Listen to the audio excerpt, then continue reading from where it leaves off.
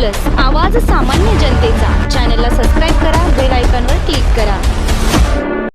आजच्या दिनांकापर्यंत जवळजवळ जुलै एंडपर्यंत आपण 78% पेरणी सरासरीच्या झालेल्या आहे. आपल्या सोलापूर जिल्ह्याचे सरासरी क्षेत्र 3,37,968 हेक्टर असून त्या तुलनेत गतवर्षी जवळजवळ आपण 120% पेरणी झालेली होती.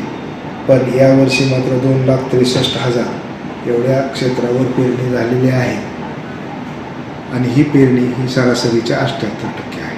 पेरणी करताना सोयाबीन किंवा उडीद मूग तर संपलेलं आहे. सोयाबीनची सुद्धा पेरणी करू नये. आता जर पेरणी करायची असेल तर मका किंवा सूर्यफूल, बाजरी किंवा तूर या पिकाचीच पेरणी करावी. सोलापूर न्यूज प्लस, आवाज सामान्य जनतेचा.